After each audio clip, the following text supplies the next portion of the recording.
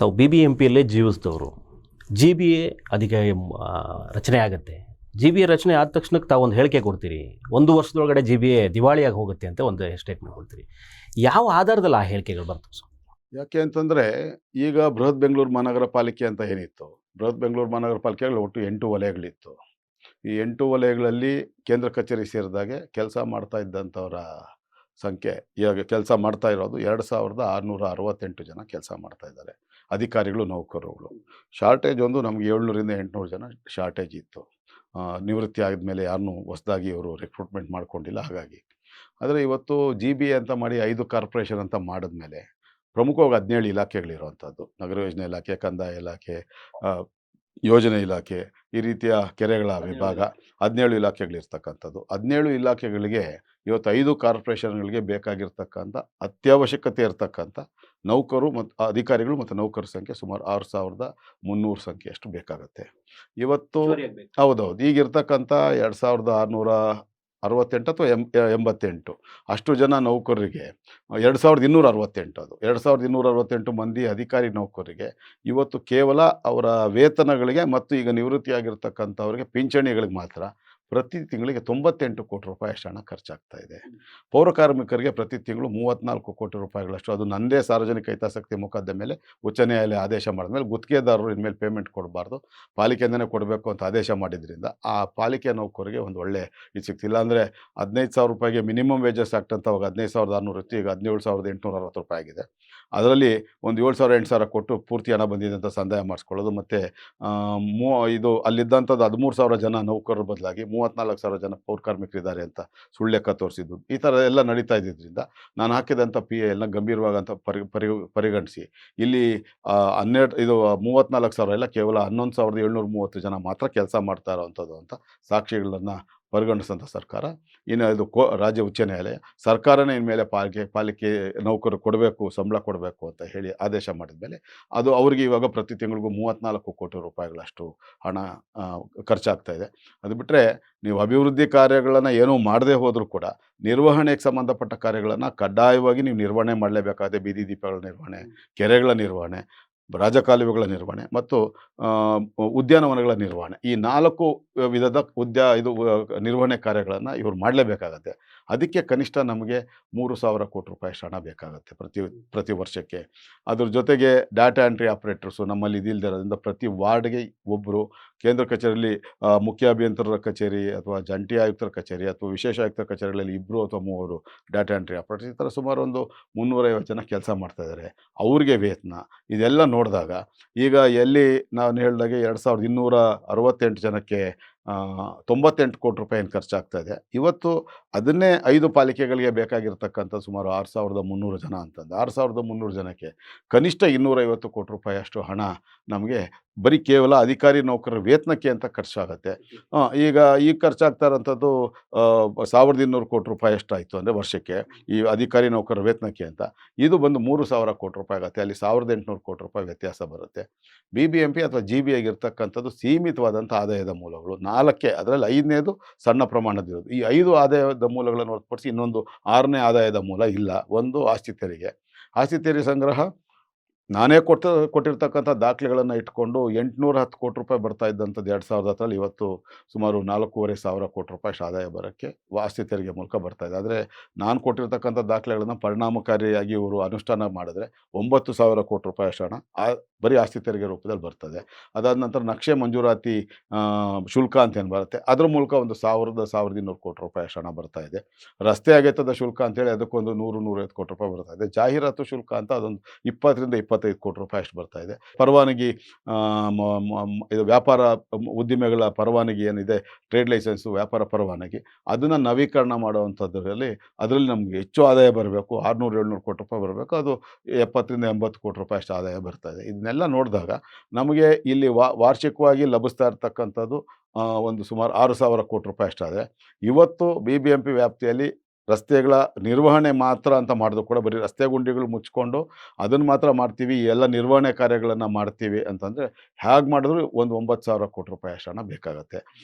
ಇಲ್ಲಿ ಯಾವುದೇ ರೂಪದಲ್ಲಿ ನೋಡಿದ್ರು ನಿಮ್ಗೆ 6,000ಕ್ಕಿಂತಲೂ ಜಾಸ್ತಿ ಸಿಗ್ತಾ ಇಲ್ಲ.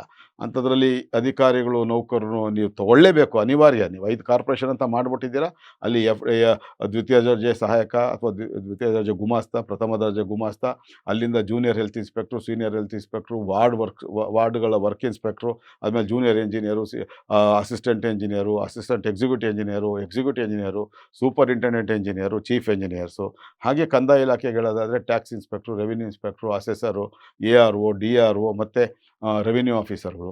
ಈ ರೀತಿ ಎಲ್ಲ ನಾವು ಹೋದಾಗ ಹಾರ್ಟಿಕಲ್ಚರ್ ಸಂಬಂಧಪಟ್ಟಾಗ ಹೋದರೆ ಮಾಲಿಗಳು, ಹಾಗೆ ಹಾರ್ಟಿಕಲ್ಚರ್ ಇನ್ಸ್ಪೆಕ್ಟರ್ಗಳು, ಈ ರೀತಿ ಎಲ್ಲ ನೋಡಿದಾಗ ನಮಗೆ 6,300ಕ್ಕಿಂತಲೂ ಕಡಿಮೆ ಸಾಧ್ಯನೇ ಇಲ್ಲ. ಅಷ್ಟು ಸಂಖ್ಯೆಯಲ್ಲಿ ಬೇಕೇ ಬೇಕು 5 ಕಾರ್ಪೊರೇಷನ್ಗೆ. ಆ ಥರ ಹೋದಾಗ ನಿಮಗೆ ಖರ್ಚೇ ಸುಮಾರು 9,000 ಕೋಟಿ ರೂಪಾಯಿಗಿಂತಲೂ ಜಾಸ್ತಿ ಬರೋದ್ರಿಂದ ವರ್ಷಕ್ಕೆ ನೀವು ಅಭಿವೃದ್ಧಿ ಕೆಲಸಗಳೆಲ್ಲಿ ಮಾಡೋಕ್ಕೆ ಹೋಗ್ತೀರಾ? ಹಾಗಾಗಿ ಈಗಾಗಲೇ 2003-4ರಲ್ಲಿ ವಿಶ್ವ ಬ್ಯಾಂಕಿಂದ ತೊಗೊಂಡಿರ್ತಕ್ಕಂಥ ಸಾಲ ಇವತ್ತು 4 ಪಟ್ಟು ಜಾಸ್ತಿ ಆಗಿದೆ. ಇಲ್ಲಿ ತನಕ ₹1 ತೀರ್ಸೋಕ್ಕೆ ಸಾಧ್ಯ ಇಲ್ಲ. ಈಗಾಗಲೇ ಇವಾಗ ಬೆಂಗಳೂರು BBMP ರಾಜ್ಯ ಸರ್ಕಾರವನ್ನು ಹೊರತುಪಡಿಸಿ ವಿವಿಧ ಹಣಕಾಸು ಸಂಸ್ಥೆಗಳು, ಕರ್ನಾಟಕ KUFIDC ಅಂತಿದೆ, Karnataka urban infrastructure finance development corporation ಅಂತ ಏನಿದೆ, KUIDFC ಅಂತ ಕರಿತೀವಿ ಅದನ್ನು. ಅಲ್ಲಿ ಕೊಡಬೇಕಾಗಿರ್ತಕ್ಕಂಥದ್ದು 700-800 ಕೋಟಿ ರೂಪಾಯಿಗೂ ಹೆಚ್ಚು ಸಾಲ ಇದೆ.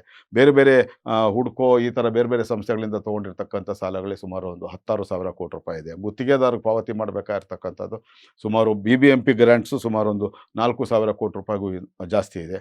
ನಗರೋತ್ಥಾನ ಅನುದಾನದಲ್ಲಿ ಮಾಡಬೇಕಾಗಿರ್ತಕ್ಕಂಥದ್ದು ಅದಕ್ಕೊಂದು 4,500 ಕೋಟಿ ರೂಪಾಯಿ ಅಷ್ಟಿದೆ. 8,500 ಕೋಟಿ ರೂಪಾಯಿ ಬರೀ ಗುತ್ತಿಗೆದಾರರಿಗೆ ಕೊಡಬೇಕಾಗಿರ್ತಕ್ಕಂಥದ್ದು ಬಾಕಿ ಹಣ ಇದೆ.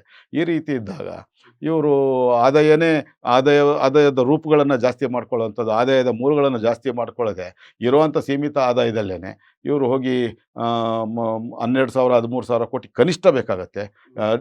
ಸಣ್ಣ ಪುಟ್ಟ ರಸ್ತೆಗಳ ಅಭಿವೃದ್ಧಿ ಅಂತ ಮಾಡಿದ್ರೆ ಏನೂ ಅಭಿವೃದ್ಧಿ ಮಾಡಲ್ಲ ಅಂದರೆ 9,000 ಕೋಟಿ ರೂಪಾಯಿ ಅಷ್ಟು ಬೇಕಾಗತ್ತೆ. ಆ ರೀತಿ ಎಲ್ಲ ಆದಾಯದ ಮೂಲಗಳಿಂದ 6,000 ಕೋಟಿ ರೂಪಾಯಿ ಅಷ್ಟು ಮಾತ್ರ ಸಿಗ್ತಾ ಇರೋವಂಥ ಈ ಸಂದರ್ಭದಲ್ಲಿ ಇವರು ಇಷ್ಟು ಪ್ರಮಾಣದಲ್ಲಿ ಉದ್ಯೋಗಿಗಳನ್ನು ತೊಗೊಳ್ಳೇಬೇಕಾಗಿರುವಂಥ ಅನಿವಾರ್ಯದಲ್ಲಿ ಹೇಗೆ ತೊಗೊಳ್ತಾರೆ? ಹಾಗಾಗಿ ಸಹಜವಾಗಿಯೇ ಹೇಗೆ ದೆಹಲಿ ಮಹಾನಗರ ಪಾಲಿಕೆಯನ್ನು 3 ಭಾಗಗಳಾಗಿ ಮಾಡಿದ್ರು, ಅಲ್ಲಿ ದಕ್ಷಿಣ ದೆಹಲಿ ನಗರ ಪಾಲಿಕೆ, ಉತ್ತರ ದೆಹಲಿ ನಗರ ಪಾಲಿಕೆ ಮತ್ತು ಪೂರ್ವ ದೆಹಲಿ ನಗರ ಪಾಲಿಕೆ ಅಂತ ಏನು ಮಾಡಿದ್ರು, ಅದು ನಮ್ಮ ಪಾರ್ಟಿಯವರೇ ಭಾರತೀಯ ಜನತಾ ಪಾರ್ಟಿಯಿಂದನೇ ಮಾಡಿದಂಥ ಒಂದು ತಪ್ಪು ಹೆಜ್ಜೆ. ಅದೇನು ಮಾಡಿದ್ರು, ಅದರಿಂದ ಏನಾಯಿತು, 3 ಕಾರ್ಪೊರೇಷನ್ಗಳಲ್ಲಿ ಆರ್ಥಿಕ ಅಸಮತೋಲನ, ಎಕನಾಮಿಕಲ್ ಇಂಬ್ಯಾಲೆನ್ಸ್ ತುಂಬ ದೊಡ್ಡ ಮಟ್ಟದಲ್ಲಾಯಿತು. ದಕ್ಷಿಣ ದೆಹಲಿ ಕಾರ್ಪೊರೇಷನ್ ಆರ್ಥಿಕವಾಗಿ ಭಾಳ ಶ್ರೀಮಂತ ಆಯಿತು. ಪೂರ್ವ ನಗರ ದೆಹಲಿ ಪಾಲಿಕೆ ಮತ್ತು ಉತ್ತರ ನಗರ ಪಾಲಿಕೆ ಆರ್ಥಿಕವಾಗಿ ತುಂಬ ದುಸ್ಥಿತಿಗೆ ತಲುಪ್ತು. ಹಾಗಾಗಿ ಕೊನೆಗೆ ಯಾವ ಮಟ್ಟಕ್ಕೆ ಹೋಯಿತು ಅಂದರೆ ಅಲ್ಲಿ ಸಾಮಾಜಿಕ ಅಸಮತೋಲನ ಜಾಸ್ತಿ ಆಯಿತು, ಭಾಷಾ ಅಸಮತೋಲನ ಜಾಸ್ತಿ ಆಯಿತು, ಆರ್ಥಿಕ ಅಸಮತೋಲನ ಜಾಸ್ತಿ ಆಯಿತು, ಧರ್ಮವಾರು ಅಸಮತೋಲನ ಜಾಸ್ತಿ ಆಯಿತು. ಅದೇ ರೀತಿ ಕೊನೆಗೆ 3 ಟರ್ಮ್ ಮುಗಿಯೋಷ್ಟರೊಳಗೇ 2 ಕಾರ್ಪೊರೇಷನ್ಗಳು ದಿವಾಳಿ ಆಯಿತು, ಇನ್ಸಾಲ್ವೆಂಟ್ ಅಂತ ಡಿಕ್ಲೇರ್ ಮಾಡಿದ್ರು. ಅನಿವಾರ್ಯವಾಗಿ 3 ಕಾರ್ಪೊರೇಷನ್ಗಳು ಒಂದಾಗಿ, 3 ಮಹಾನಗರ ಪಾಲಿಕೆಗಳ ಮಹಾಪೌರಗಳು ಒಂದಾಗಿ, ಆಯುಕ್ತರುಗಳು ಒಂದಾಗಿ ಒಂದು ರಿಸಲ್ಯೂಷನ್ನ ಒಂದು ನಿರ್ಣಯವನ್ನು ಮಾಡಿ ರಾಜ್ಯ ಸರ್ಕಾರಕ್ಕೆ ಕೇಂದ್ರ ಸರ್ಕಾರಕ್ಕೆ ಕಳಿಸಿ ಮತ್ತೆ ಒಂದೇ ಪಾಲಿಕೆ ಮಾಡಬೇಕು ಅಂತೇಳಿ ಇವತ್ತು 3,40,00,000 ಜನಸಂಖ್ಯೆ ಇರ್ತಕ್ಕಂಥ ದೆಹಲಿ ಮಹಾನಗರವನ್ನು ಒಂದೇ ಪಾಲಿಕೆ ಮಾಡಿದ್ದಾರೆ. ಅದೇ ಉದ್ದೇಶ ಇಟ್ಕೊಂಡು 2 ಕಾರ್ಪೊರೇಷನ್ ಆಗಿದ್ದಂಥ ಬೃಹನ್ ಮುಂಬೈ ಕಾರ್ಪೊರೇಷನ್ನು ಆರ್ಥಿಕವಾಗಿ ಇದೇ ರೀತಿ ದಿವಾಳಿ ಆದ ನಂತರ ಇವತ್ತು 2 ಕಾರ್ಪೊರೇಷನ್ ಒಂದು ಮಾಡಿದ್ರೆ ಇವತ್ತು 2,70,00,000 ಜನಸಂಖ್ಯೆ ಇರತಕ್ಕಂಥ ಒಂದು ಎರಡನೇ ದೊಡ್ಡ ಮಹಾನಗರ ಪಾಲಿಕೆ ಆಗಿದೆ. ಕಲ್ಕತ್ತಾ ಮಹಾನಗರ ಪಾಲಿಕೆ ಸುಮಾರು 1,60,00,000 ಜನಸಂಖ್ಯೆ ಇರ್ತಕ್ಕಂಥ ಒಂದೇ ಮಹಾನಗರ ಪಾಲಿಕೆ. 1,22,00,000 ಜನಸಂಖ್ಯೆ ಇರತಕ್ಕಂಥ ಚೆನ್ನೈ ಮಹಾನಗರ ಒಂದೇ ಕಾರ್ಪೊರೇಷನು. 1,12,00,000 ಜನಸಂಖ್ಯೆ ಇರತಕ್ಕಂಥ ಹೈದರಾಬಾದ್ ನಗರ ಒಂದೇ ಕಾರ್ಪೊರೇಷನು. ಅಂಥದ್ರಲ್ಲಿ ಇವರ ಸ್ವಾರ್ಥಕ್ಕೋಸ್ಕರ ಯಾವ ಉದ್ದೇಶ ಇಟ್ಕೊಂಡು ನಾಡಪ್ರಭು ಕೆಂಪೇಗೌಡರು ತುಂಬ ದೊಡ್ಡ ಮಹತ್ವಾಕಾಂಕ್ಷೆಗಳನ್ನು ಇಟ್ಕೊಂಡು ಇಡೀ ವಿಶ್ವದಲ್ಲಿ ಅತ್ಯಂತ ಸುಸಜ್ಜಿತವಾದಂಥ, ಅತ್ಯಂತ ವೈಜ್ಞಾನಿಕವಾದಂಥ, ಸಮುದ್ರ ಮಟ್ಟದಿಂದ 3,000 ಅಡಿಗಳಿಗೂ ಹೆಚ್ಚು ಎತ್ತರದಲ್ಲಿರ್ತಕ್ಕಂಥ, ಎಲ್ಲ ಪ್ರಾಕೃತಿಕ ವಿಕೋಪಗಳಿಂದ ಮುಕ್ತವಾದಂಥ, ನಾವು ಮಾಡ್ಕೊಂಡಿರ್ತಕ್ಕಂಥ ಚರಂಡಿ ವ್ಯವಸ್ಥೆಗಳಿಂದ ಅದು ಮಳೆಗಾಲದಲ್ಲಿ ಆಗತ್ತೆ ಅನ್ನೋದು ಬಿಟ್ಟರೆ ಅವ್ರು ಮಾಡಿದಂಥದ್ದು ಅವರ ಅವಧಿಯಲ್ಲಿ ಮೊದಲನೇ ಕೆಂಪೇಗೌಡರು, ದೊಡ್ಡ ಕೆಂಪೇಗೌಡರು ಮತ್ತು ಅವರ ಮೊಮ್ಮಗ ಇಮ್ಮಡಿ ಕೆಂಪೇಗೌಡರ ಕಾಲದಲ್ಲಿ ನಿರ್ಮಾಣ ಮಾಡಿದಂಥ 41 ಅದ್ಭುತವಾದಂಥ ಕೆರೆಗಳು, ಆ ಕೆರೆಗಳಿಂದ ಒಂದಕ್ಕೊಂದು ಸಂಪರ್ಕ ಕಲ್ಪಿಸುವಂಥ ರಾಜಕಾಲುವೆಗಳು, ಆ ಕಣಿವೆಗಳಿಂದ ಸಂಪರ್ಕ ಕಲ್ಪಿಸುವಂಥ ರಾಜಕಾಲುವೆಗಳು, ಅದನ್ನು ಪ್ರೈಮರಿ ಡ್ರೈನ್ ಅಂತ ಕರೀತಾರೆ, ಬೃಹತ್ ಮಳೆ ನೀರುಗಾಲುವೆ ಅಂತ ಕರೀತಾರೆ. ಹಾಗೆ ಕೆರೆಯಿಂದ ಕೆರೆಗೆ ಸಂಪರ್ಕ ಕಲ್ಪಿಸುವಂಥ ರಾಜಕಾಲುವೆಗಳು, ಅದು ದ್ವಿತೀಯ ಹಂತದ ರಾಜಕಾಲುವೆ, ಸೆಕೆಂಡ್ರಿ ಡ್ರೈನ್ಸ್ ಅಂತ ಕರೀತಾರೆ. ಕೆರೆಗಳಿಂದ ಕೆರೆಗೆ ಸಂಪರ್ಕ ಕಲ್ಪಿಸುವಂಥದ್ದು, ಕಣಿವೆಯಿಂದ ಕಣಿವೆಗೆ ಸಂಪರ್ಕ ಕಲ್ಪಿಸೋದನ್ನ ಪ್ರೈಮರಿ ಡ್ರೈನ್ ಅಂತಾರೆ. ಕಣಿವೆಯಿಂದ ಕೆರೆಗಳಿಗೆ ಸಂಪರ್ಕ ಕಲ್ಪಿಸೋದನ್ನ ಸೆಕೆಂಡ್ರಿ ಡ್ರೈನ್ ಅಂತಾರೆ. ಕೆರೆಯಿಂದ ಕೆರೆಗೆ ಸಂಪರ್ಕ ಕಲ್ಪಿಸೋದನ್ನ ಟೆರಿಷರಿ ಡ್ರೈನ್ ಅಂತ ಕರೀತಾರೆ. ಈ ರೀತಿಯ ಅದ್ಭುತವಾದಂಥ ರಾಜಕಾಲುವೆ ವ್ಯವಸ್ಥೆಯನ್ನು ಮಾಡಿಕೊಟ್ಟಂಥ ಆ ಪುಣ್ಯಾತ್ಮ ಆ ಕಾಲದಲ್ಲೇ 1537ರಲ್ಲೇ 53 ಬೇರೆ ಬೇರೆ ಕಸುಬುಗಳ ಮೇಲೆ ಅವಲಂಬಿತವಾದಂಥ ಸಮುದಾಯಗಳೇನಿತ್ತು, 53 ಸಮುದಾಯಗಳಿಗೆ 53 ಪೇಟೆಗಳನ್ನು ನಿರ್ಮಾಣ ಮಾಡೋದ್ರ ಮೂಲಕ ಅದೆಲ್ಲದಕ್ಕಿಂತಲೂ ವಿಶ್ವದಲ್ಲಿ ಇನ್ನು ಎಲ್ಲ ನಾಗರಿಕತೆಯ ಹೊಸ್ತಿಲಲ್ಲಿ ಇದ್ದಂಥ ಸಂದರ್ಭದಲ್ಲಿ ಇವರು ಆಯಾ ಸಮುದಾಯಗಳಿಗೆ ತಕ್ಕಂತೆ ಒಂದೊಂದು ಬಡಾವಣೆಗಳನ್ನು ನಿರ್ಮಾಣ ಮಾಡ್ತಾರೆ. ಆ ಮೂಲಕ ಆಗ ಇದ್ದಂತಹ ಹೆಚ್ಚು ನೂರಾರು ದೇವಸ್ಥಾನಗಳಲ್ಲಿ ಪುರೋಹಿತಿಕೆ ಅರ್ಚಕ ಸ್ಥಾನ ಕೆಲಸ ಮಾಡ್ತಾ ಇದ್ದಂಥ ಬ್ರಾಹ್ಮಣ ಸಮುದಾಯದವರಿಗೆ ಪ್ರತ್ಯೇಕವಾದಂಥ ಒಂದು ಅಗ್ರಹಾರವನ್ನು ನಿರ್ಮಾಣ ಮಾಡ್ತಾರೆ. ಅದೇ ಕೆಂಪಾಪುರ ಅಗ್ರಹಾರ ಅಂತ ಹೇಳಿ ನಾವು ಕರೆಯುವಂಥದ್ದು. ಅದು ಅದಕ್ಕೆ ಮುಂಚೆ ಒಂದು ಸಣ್ಣ ಗ್ರಾಮವಾಗಿದ್ದಂಥ ಪ್ರದೇಶ. ಈ ರೀತಿ ಅತ್ಯಂತ ವೈಜ್ಞಾನಿಕವಾಗಿ ಅವರೇನು ಕೆಂಪೇಗೌಡರು ನಿರ್ಮಾಣ ಮಾಡಿದರು, ಅದನ್ನು ಇವರು ಯಾವ ಹಿರಿಯ ಕೆಂಪೇಗೌಡರಿಗೆ ಸಾಮ್ರಾಟ್ ಅಚ್ಯುತರಾಯರು 1534ರಲ್ಲಿ 12 ಹೋಬಳಿಗಳನ್ನು ಜಾಗೀರಾಗಿ ಕೊಡ್ತಾರೆ. ಅವರು ವಿಜಯನಗರ ಸಾಮ್ರಾಜ್ಯಕ್ಕೆ ಸಲ್ಲಿಸಿದಂಥ ಸೇವೆಯನ್ನು ಪರಿಗಣನೆ ಮಾಡಿ 50,000 ಪಗೋಡಗಳನ್ನು ಮತ್ತು 12 ಹೋಬಳಿಗಳನ್ನು ಜಾಗೀರಾಗಿ ಕೊಟ್ಟು, ಇವತ್ತು ನಮ್ಮ ಕಣ್ಮುಂದೆ ಆನೆಗೊಂದಿ ಅರಮನೆಗೆ ಹೋದರೆ ಆ ಒಂದು ತಾಮ್ರದ ಪತ್ರದಲ್ಲಿ ಕೊಟ್ಟಿರ್ತಕ್ಕಂಥದ್ದು ನಮ್ಮ ಕಣ್ಮುಂದೆ ಇದೆ. ಅಂದರೆ ಉತ್ರಳ್ಳಿ, ಕೆಂಗೇರಿ, ಕುಂಬಳಗೋಡು, ವರ್ತೂರು, ಹೊಸಕೋಟೆ, ಗುಡಿಬಂಡೆ, ನೆಲಮಂಗಲ, ಯಲಹಂಕ ಈ ರೀತಿಯ 12 ಹೋಬಳಿಗಳನ್ನೇನು ಜಾಗೀರಾಗಿ ಕೊಟ್ಟಿದ್ರು, ಅದರಲ್ಲಿ ಬೆಂಗಳೂರು ಮಹಾನಗರ ಬೆಳೆದಿರ್ತಕ್ಕಂಥ 40% ಮಾತ್ರ. ಅದನ್ನು ಇವರು ನಿರ್ವಹಣೆ ಮಾಡಲಿಕ್ಕೆ ಸಾಧ್ಯ ಅಲ್ಲ ಅಂತಲ್ಲ, ಯಾಕೆ ಅಂತಂದರೆ ಅವರು ಇದನ್ನು ವಿಭಜನೆ ಮಾಡೋಕ್ಕೆ ಅದು ದೊಡ್ಡ ಕಥೆನೇ ಇದೆ.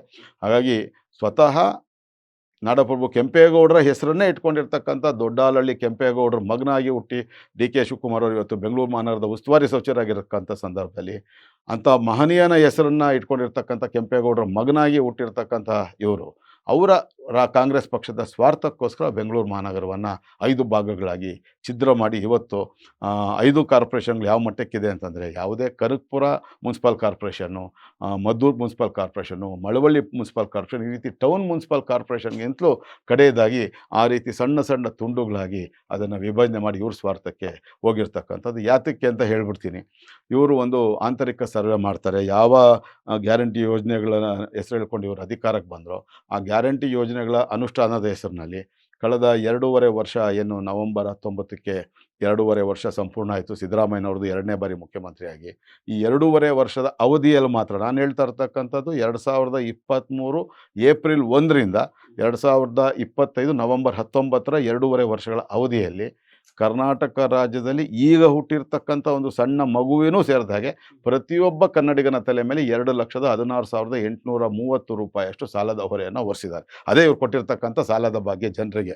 ಯಾವ ಭಾಗ್ಯದಿಂದ ಏನೂ ಇಲ್ಲ. ಇದರಿಂದ ನಿರುದ್ಯೋಗ ಸಮಸ್ಯೆಯನ್ನು ಪರಿಹಾರ ಆಗಲಿಲ್ಲ, ಇನ್ನಷ್ಟು ಸಾಮಾಜಿಕ ಸಮಸ್ಯೆಗಳಾಯಿತು. ಇವತ್ತು ನೀವು ಗ್ರಾಮಾಂತರ ಪ್ರದೇಶಗಳಲ್ಲಿ ಓಡ್ತಾ ಇರ್ತಕ್ಕಂಥ ಬಸ್ಗಳು, ಆ ಬಿಟ್ಟಿ ಭಾಗ್ಯ, ಗೃಹಲಕ್ಷ್ಮಿ ಯೋಜನೆ ಎಲ್ಲ ಇದೆಯಲ್ಲ, ಅದು ನೋಡಿದಾಗ ನೀವು ನೋಡಿ ಆ ಬಸ್ಗಳ ಸ್ಥಿತಿ ಯಾವ ಥರ ಇದೆ. ಅದಕ್ಕೆ ಒಂದು ಸಣ್ಣ ರಿಪೇರಿ ಮಾಡಿಸೋದಕ್ಕೆ ಇವ್ರ ಕೈಲಿ ಆಗ್ತಾಯಿಲ್ಲ, ಅದಕ್ಕೆ ಸರ್ವಿಸ್ ಮಾಡ್ಸೋಕ್ಕಾಗ್ತಾಯಿಲ್ಲ, ಮೇಂಟೆನೆನ್ಸ್ ನಿರ್ವಹಣೆ ಮಾಡೋಕ್ಕಾಗ್ತಾಯಿಲ್ಲ.